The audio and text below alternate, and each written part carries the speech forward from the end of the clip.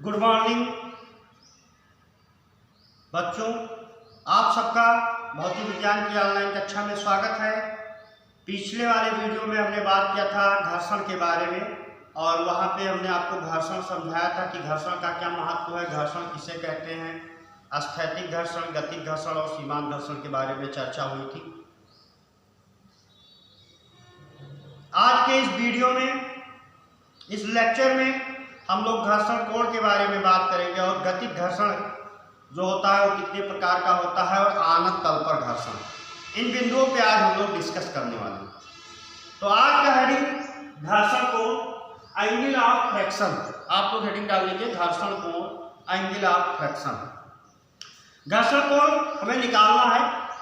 हमने मान लिया कि ये गुटका है और ये गुटका किसी सतह पे रखा हुआ है, ये गुटका है और ये सतह पे रखा हुआ है। ये क्या है? सरफेस है, सतह है। सतह पे गुटका रखा हुआ है, इसका भार mg नीचे कार्य कर रहा है, प्रक्रिया अविलंब प्रक्रिया P ऊपर की तरफ कार्य कर रहा है। दूसरे स्टेप में क्या होता है, वही सतह फिर है, यही सरफेस है और इसी सरफेस पर ये गुटका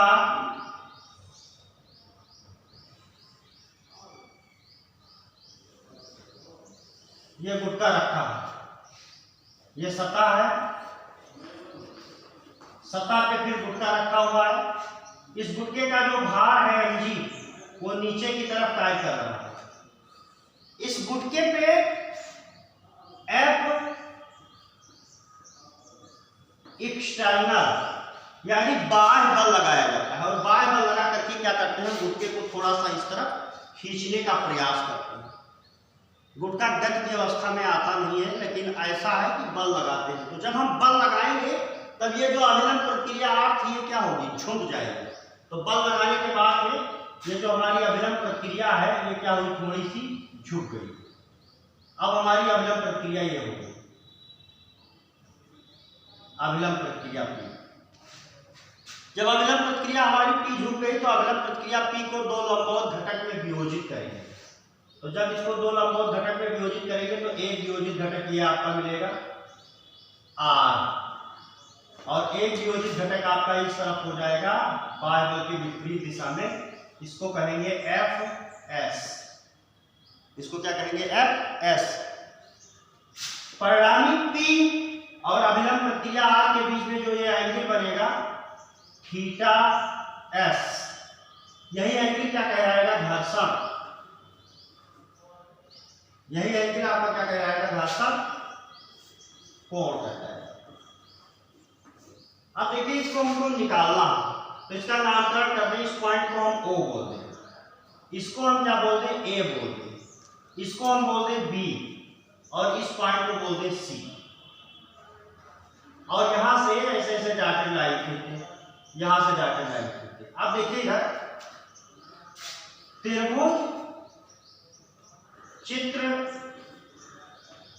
में, तो ये जो चित्र हमने बनाया है, चित्र में त्रिभुज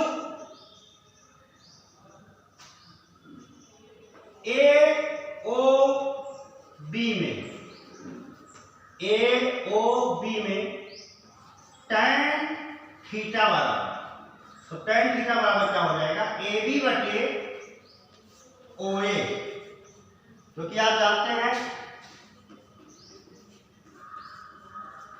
लाल बटा काका, लाल बटा क्या होता है? काका होता है। यानी tan थीटा बराबर क्या हो जाएगा? लंब बटे आधार। ये भुजा आधार है और ये क्या है? लंब। अब देखिए इधर AB बटे क्या हो जाएगा? OA। ये देखिए ये OC, O से C तक, ये इस भुजा का मान कितना है? Fs। तो AB का मान भी क्या रखेंगे? AB का मान रखेंगे Fs और इसका मान OA का मान क्या रखेंगे? R। ठीक है ना? अब यहाँ पे देखिए परिभाषा कैसे हमने लिखा है। परिभाषा ये तो आपकी समझ में आ गया कि थीटा h कैसे निकालें चित्र से। यहाँ पे परिभाषा, सीमांत घर्षण की अवस्था में, सीमांत घर्षण की अवस्था में सीमांत घर्षण बल Fs तथा अविलंब प्रक्रिया R, सीमांत घर्षण बल Fs तथा अविलंब प्रक्रिया R का परिणामी P, R का परिणामी P अभिलंब प्रक्रिया R के साथ जो कोण बनाता है, यानी R और P के बीच में जो कोण बनता है उसी को हम क्या कहते हैं, घर्षण कोण कहते हैं। यही थीटा एस क्या है, घर्षण कोण, थीटा एस, ये क्या है, थीटा एस, यही क्या है, घर्षण कोण। अब देखिए इधर, तब चित्र से, तो चित्र से क्या मिल जाएगा, tan थीटा एस बराबर Fs बटे R, tan थीटा एस बराबर Fs बटे R। अब आप जानते हैं बट Fs बराबर म्यू एस R, Fs क्या होता है, म्यू एस R के इक्वल टू होता है, बराबर होता है, आप पढ़ चुके। तो tan थीटा एस बराबर mu s upon r, r से आर क्या हो जाएगा, कैंसिल हो जाएगा, और tan थीटा एस बराबर आपको मिल जाएगा म्यू एस।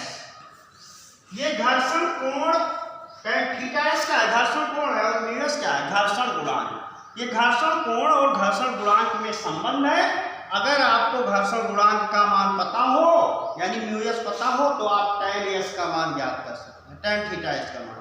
यानी चाहे घर्षण कोण पता हो, चाहे घर्षण गुणांक पता हो। अगर घर्षण कोण पता है तो घर्षण गुणांक निकाल लेंगे, और अगर घर्षण गुणांक पता है तो घर्षण कोण का मान ज्ञात कर लेंगे।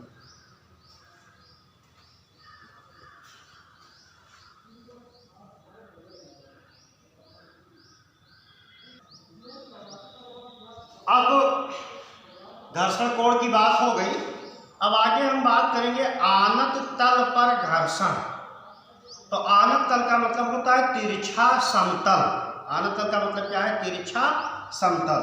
जैसे सपोज कर लीजिए कि ये है, तो ये क्या है, आनत तल, तिरछा समतल। अब इस आनत तल पर क्या कर दिया जाए, इसे रख दिया जाए इसे। तो ये क्या है, आनत तल पर रखा हुआ गुटका। आनत तल का मतलब तिरछा। अब जैसे मान लीजिए पृथ्वी है, ये पृथ्वी है, तो ये पृथ्वी से एंगल बनाते हुए ऐसे तिरछा रखा हुआ, ये क्या है, आनत तल। ये क्या है, आनत तल। आनत तल का मतलब तिरछा समतल। अब इस तिरछे समतल पे एक गुटका ये रखा हुआ है, ये क्या रखा हुआ, गुटका। तो अब ये गुटका किधर की तरफ फिसलेगा, नीचे की ओर, इस तरफ फिसलेगा। और इस तरफ जब गुटका फिसलेगा तो फ्रैक्शन फोर्स किधर लगेगा, ऊपर की तरफ, क्योंकि हमने आपको बताया है कि फ्रैक्शन फोर्स जो होता है, घर्षण बल, हमेशा गति के विपरीत दिशा में। तो ये इस तरफ फिसलेगा, नीचे की तरफ, फ्रैक्शन फोर्स ऊपर की तरफ रखेगा। तो सबसे पहले आपको समझना यह है कि आनत तल किसे कहते हैं। आनत तल का मतलब ऐसा तल, ठीक है, तिरछा समतल। आनत तल का मतलब क्या है, तिरछा समतल। जैसे ये क्या है, आनत तल है, तिरछा। ये मान लीजिए ये ऐसे,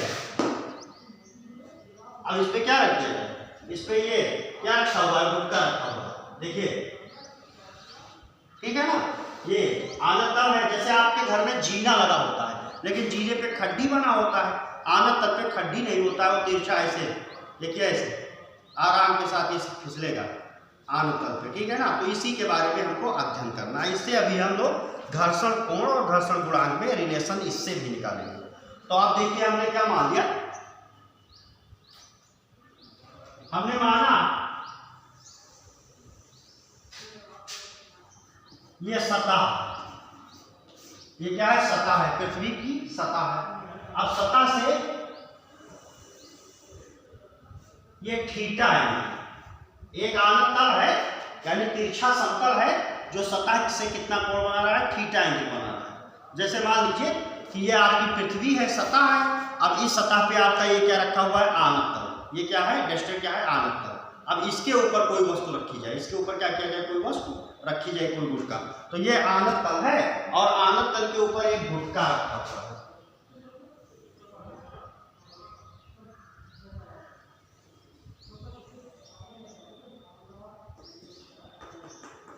ये क्या है,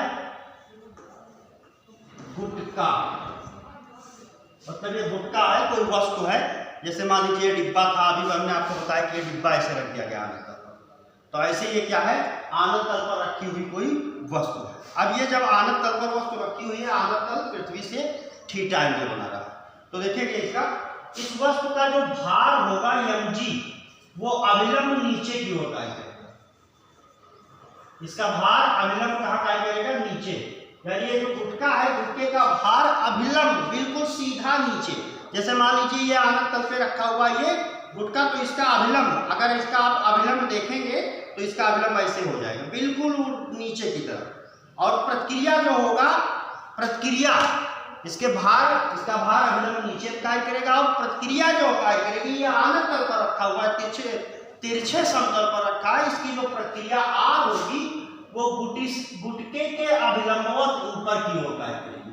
यानी आर जो होगा वो गुटके के अभिलंबवत ऊपर की ओर कार्य करेगा, गुटके के अभिलंब। यानी ये जो गुटका रखा हुआ है, जैसे यहाँ पे मान लीजिए ये ऐसे आपने रख दिया ये गुटका, तो अब इसके अभिलंबवत प्रतिक्रिया इसकी कार्य करेगी, क्योंकि ये गुटके पे ऐसे रखा है, इस तरीके से नहीं रखा है, इस तरीके से। अगर इस तरीके से रखा होता तो प्रतिक्रिया आर भार mg, लेकिन ये इस तरीके की स्थिति है तो इसका भार तो अभिलंबवत नीचे की ओर, और जो प्रतिक्रिया आर होगा वो गुटके के अभिलंबवत, अभिलंबवत का मतलब सीधा 90 डिग्री पर। अभिलंबवत का मतलब क्या है कि गुटके के सीधा 90 डिग्री पर कार्य करेगा। तो अब इसको आप देखेंगे कि ये क्या होगा। तो इसको देखेंगे इधर, इसके भार, इसका जो भार है, इसके भार mg का हम वियोजन कर देंगे।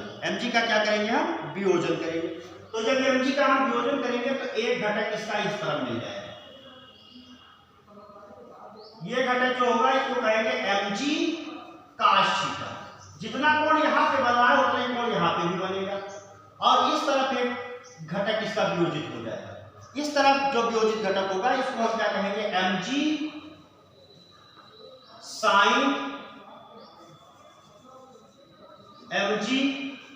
साइन थीटा, ये घटक हो जाएगा।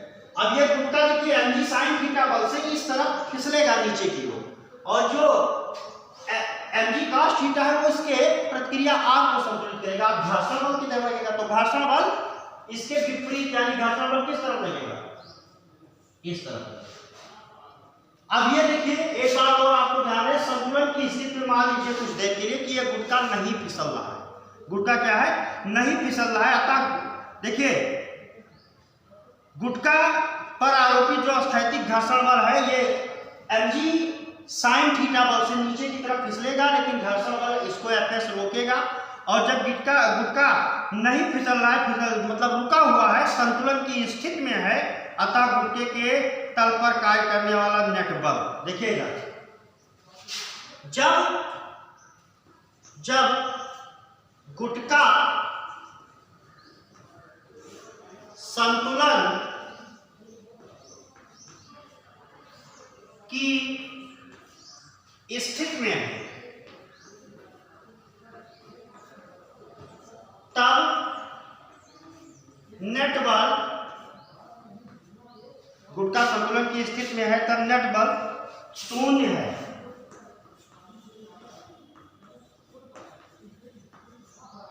अर्थात अब देखिए इधर, यहां से हम क्या लिखेंगे? गुटके पर ऊपर की तरफ दो बल कार्य कर रहे हैं, ऊपर की तरफ कार्य करने वाला बल और नीचे की तरफ। तो देखिए नीचे क्या कार्य कर रहा है? Fs minus mg sine theta बराबर 0। संतुलन की स्थिति में Fs, ये देखिए तल के समांतर कार्य करने वाला नेट बल। तो Fs घर्षण बल इधर की तरफ कार्य कर रहा है ऊपर की तरफ, और mg साइन थीटा इधर की तरफ कार्य कर रहा है। तो Fs minus mg sine theta बराबर क्या हो जाएगा? 0। Fs ऊपर की तरफ घर्षण बल और माइनस mg साइन थीटा बराबर 0। दूसरा क्या हो जाएगा?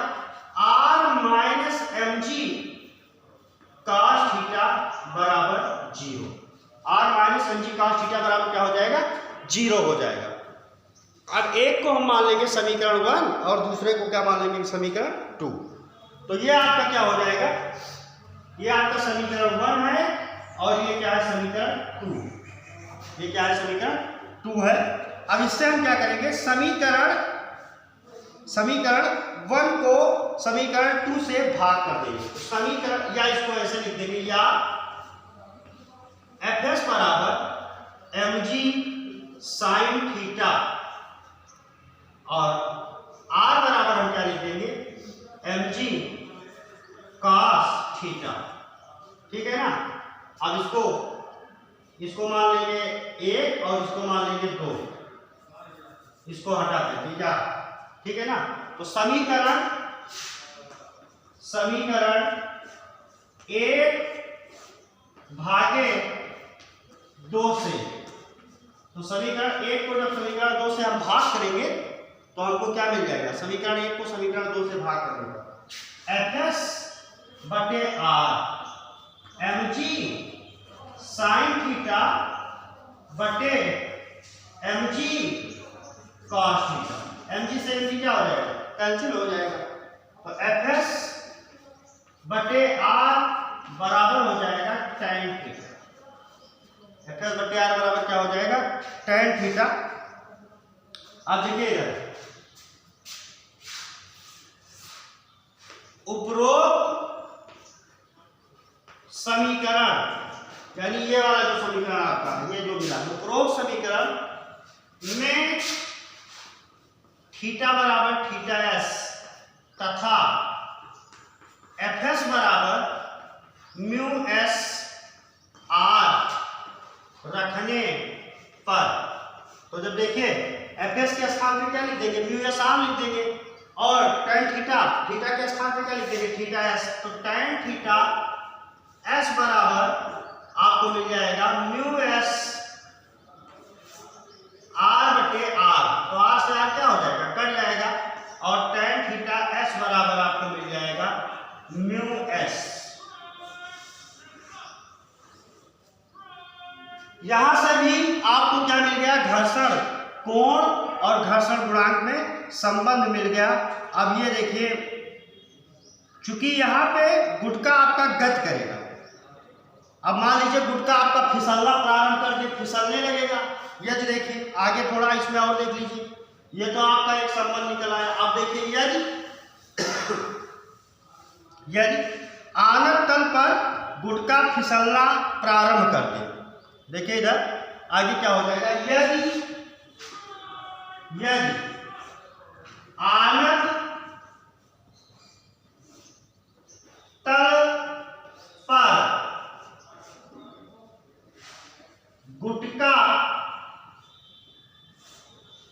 फिसलना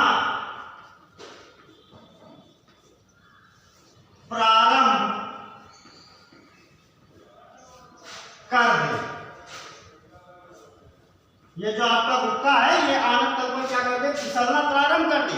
अभी तो ये स्थैतिक घर्षण की स्थिति में था, लेकिन जब फिसलना प्रारंभ कर देगा तो किस घर्षण की स्थिति में आ जाएगा, गतिक घर्षण की। फिसलना प्रारंभ कर दे तब देखिए, तब ये इक्वेशन आपका 3 है, ये क्या है, इक्वेशन 3 कर दे, तब समीकरण